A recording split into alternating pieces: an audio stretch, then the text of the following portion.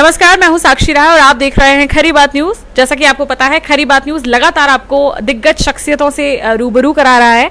इसी क्रम में आज हमारे साथ एक ऐसी शख्सियत मौजूद है, मैं आपको बता दूं, जो पूर्व में कई बार के विधायक रहे हैं, मंत्री रहे हैं। इसके साथ ही अभी फिलहाल में भोपाल के प्रभारी हैं और राष्ट्रीय प्रवक्ता भी हैं कांग्रेस के। मैं बताऊं आपको, इन्होंने कई दौर देखे राजनीति के। जब राजीव गांधी थे उनका भी दौर देखा, अब ये दौर भी देख रहे हैं। सारी जो है राजनीति की गतिविधियां जो है उससे रूबरू हैं और कहीं ना कहीं एक बहुत गहरी पैठ रखते हैं कांग्रेस में। अभी फिलहाल में मैं आपको बताऊं, जब राजीव गांधी का टाइम था, एक टाइम वो भी था जब राजीव गांधी के सबसे करीबी लोगों में ये माने जाते थे। और जब उन्होंने भी एक, जैसे अभी भारत जोड़ो यात्रा चल रही है, उस टाइम पर भी एक यात्रा चली थी चुनाव के लिए और उस यात्रा का शुभारंभ हुआ था जो है मुकेश नायक जी हमारे साथ जो मौजूद है आज, उन्हीं ने ही शुरुआत कराई थी। उसी के कुछ दिनों बाद ही जो है उनका निधन हो गया था राजीव गांधी जी का। तो ऐसी शख्सियत जो है हमारे साथ मौजूद है, उनका नाम है मुकेश नायक जी। अभी फिलहाल में लास्ट टाइम में 2013 में विधायक रहे हैं पवई से, पन्ना जो है पन्ना के पवई से विधायक रहे हैं। अभी फिलहाल में भोपाल के प्रभारी हैं और राष्ट्रीय प्रवक्ता तो हैं ही। बहुत बहुत स्वागत है सर खरी बात न्यूज में आपका। सबसे पहले तो आपसे पूछना चाहूंगी कि इतने टाइम से आप राजनीति के दौर देख रहे हैं, इस दौर में जो राजनीति हो रही है उसको कैसे देख रहे हैं आप? क्या लग रहा है आपको मध्य प्रदेश में क्या चल रहा है? देखिए, राजनीति बहुत देश की बदल गई जी। जिस तरह से बीजेपी एकाधिकारवाद, अधिनायकवाद और जिस तरह से मोनोपोली की राजनीति कर रही है, उससे पॉलिटिकल वैल्यू बहुत बदल गई। पैसे का महत्व इतना हो गया, आप सब लोग देख रहे हैं। मैनेजमेंट जो शब्द है, मैनेजमेंट, ये लोकप्रियता पर बहुत भारी पड़ता है। जी। लोकप्रियता मिलती है सेवा करने से, संपर्क से, अच्छा बोलने से, एक पब्लिक परसेप्शन के द्वारा। लेकिन आज मैनेजमेंट से किसी की छवि को ध्वस्त कर देना, किसी की जगह ले लेना, अपना वर्चस्व बना लेना, इसके लिए बहुत पैसे लगते हैं और वो उसमें बीजेपी माहिर है। पूरे देश में जिस तरह से सरकारें गिराई, जिस तरह से इंस्टीट्यूशनल वर्क को पूरा कब्जे में ले लिया, खेल संगठन तक नहीं बचे। सारे एनजीओ, सारी स्वायत्त संस्थाएं देश भर की, स्पोर्ट्स ऑर्गेनाइजेशंस। अब बताइए, एक वो पिट्ठू खेलती हैं बच्चियां, पिट्ठू आपने भी खेला होगा बचपन में, उसका भी ऑर्गेनाइजेशन बना लिया और उसके राष्ट्रीय अध्यक्ष हैं कैलाश विजयवर्गीय जी। बिल्कुल। तो ये हाल है, जो एकाधिकार की प्रवृत्ति है उसने बेचैनी उत्पन्न की है देश में। जो धर्म को राजनीति का औजार बनाया और धार्मिक आस्थाओं का जिस तरह से दोहन किया, एक सांप्रदायिकता के खिलाफ दूसरी बड़ी सांप्रदायिकता को निर्मित किया, इसके चलते देश की परिस्थितियां बहुत बदली हुई हैं। और जहां सबसे ऊंची उड़ान इस देश को भरना थी, वहां देश के अंदर अशांति का वातावरण है। जी। अच्छा, ये बताइए, 2018 में कांग्रेस की सरकार बनी थी, उसके बाद जोड़ तोड़ होकर वापस से भाजपा आ गई। तो अब इस बार किस नजरिए से इसको देख रहे हैं? 2023 में भी क्या कांग्रेस की जो गुटबाजी पिछली बार उन्हें लॉस पहुंचाई थी, ऐसा कुछ फिर से होने वाला है? लॉस फिर से कांग्रेस को मिलने वाला है? देखिए, कांग्रेस की गुटबाजी ने कांग्रेस को नहीं नुकसान किया। बीजेपी ने जिस तरह से एक ढोर बाजार बनाया राजनीति को, हमारे बुंदेलखंड में कहते हैं जो जानवर जहां बिकते हैं उसको ढोर बाजार कहा जाता है। जिस तरह से जनप्रतिनिधियों को ढोर बाजार में ले जाकर खड़ा किया और जिस तरह से खरीद फरोख्त हुई मध्य प्रदेश में, उसके चलते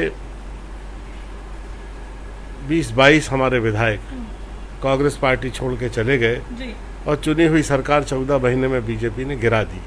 और ये केवल मध्य प्रदेश में नहीं हुआ, ये भारत के अन्य अंचलों में भी हुआ। उसको कहने की जरूरत नहीं है, आपको मालूम है। बिल्कुल। अच्छा, ये बताइए, 2023 का विधानसभा चुनाव बिल्कुल सामने है।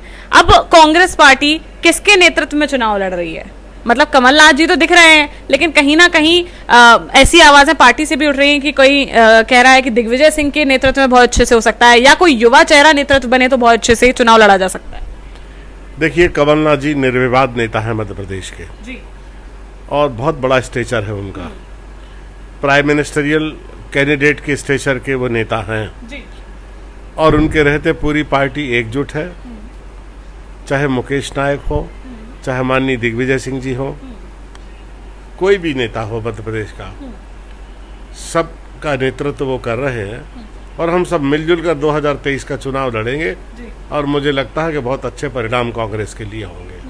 अच्छा, कहीं ना कहीं जैसे कि हम और भी ऐसे नेताओं से, मंत्रियों से मिले जो कि कांग्रेस से भाजपा में शामिल हुए थे, सिंधिया गुट के, तो उनका ये कहना है कि वीआईपी कल्चर जो कमलनाथ जी का था उसकी वजह से उन्हें वो पार्टी छोड़नी पड़ी।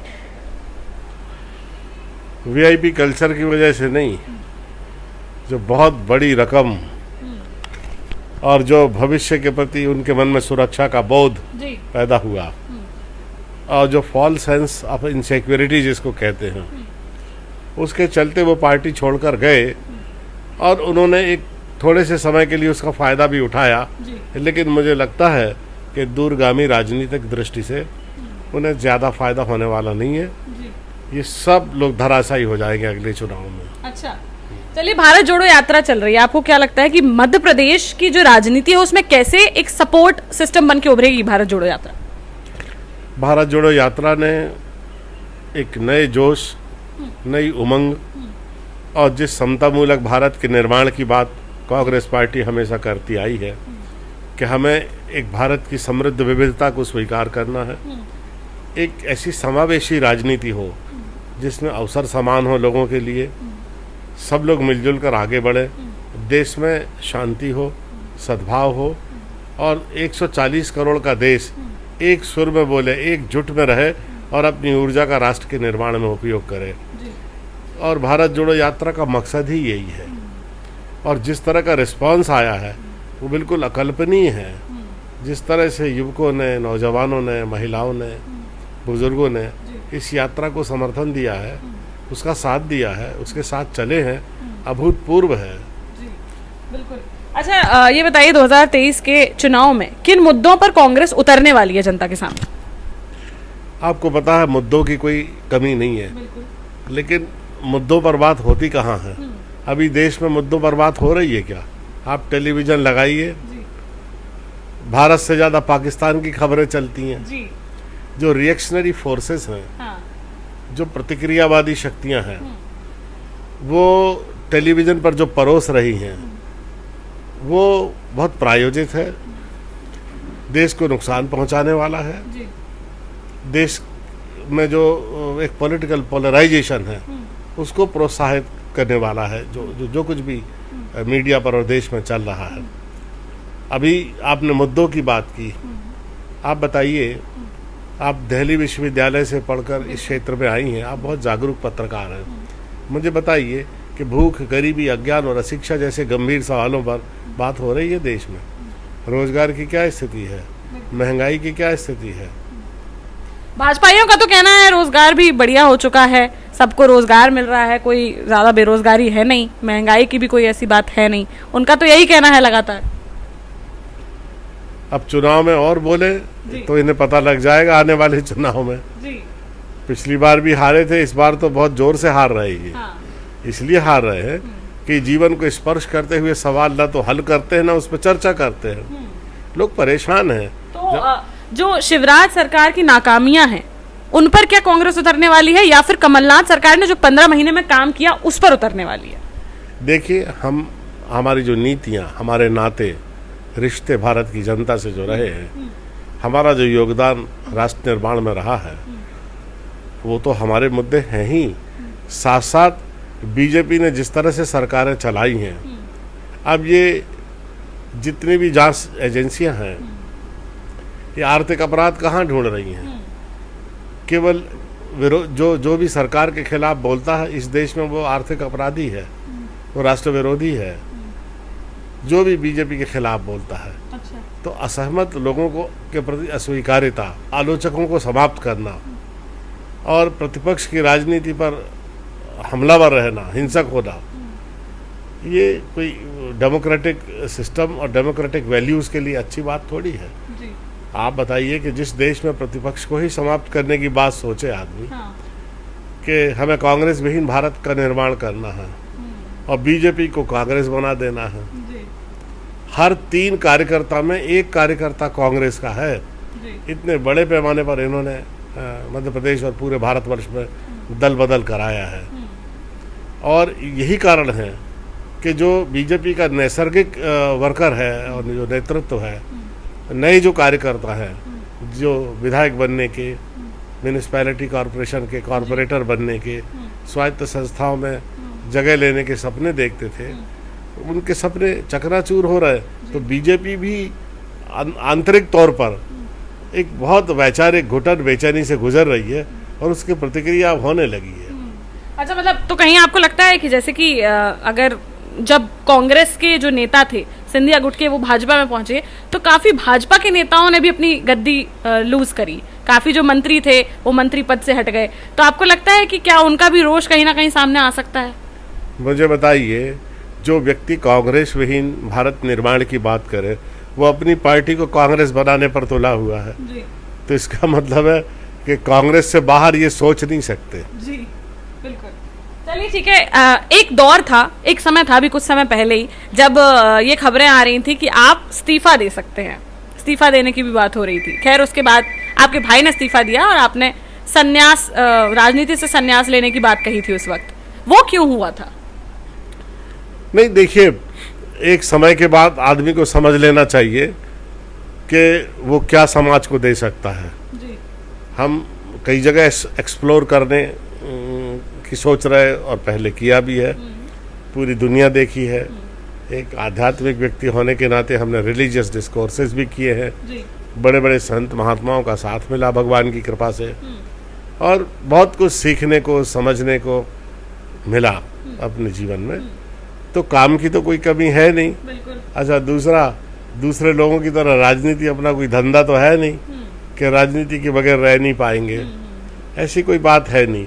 छोटे भाई ने बीजेपी ज्वाइन की और संयोग से उनका निधन भी हो गया। उनकी इच्छा है, हर व्यक्ति का अधिकार है, हाँ। जिसको जहाँ रहना हो। पर उस टाइम ये बात आ रही थी सामने कि क्योंकि आपको उस टाइम पर टिकट नहीं दिया गया था, तो आपका एक रोष था जो कांग्रेस के प्रति था कि भाई टिकट नहीं दिया है तो हम राजनीतिक संन्यास लेंगे, और उस टाइम तो काफी चर्चा ऐसी भी थी कि आप इस्तीफा दे सकते हैं। मैं तो ऑन रिकॉर्ड कैमरे पर कह रहा हूँ कि मैंने टिकट मांगा ही नहीं। अच्छा। और मुझसे कहा गया था तो मैंने मना कर दिया था। अच्छा। कि मैं दमों से चुनाव नहीं लड़ूंगा। ये बिल्कुल बेबुनियाद बात है, और ये तो सबको पता है कि मैं चुनाव नहीं लड़ना चाहता था। अच्छा। ना मैंने टिकट मांगा था जी। और ना मेरे अंदर ऐसी कोई नाराजी थी कि मैं कांग्रेस छोड़ने वाला हूँ, और ना इस्तीफा देने वाला हूँ।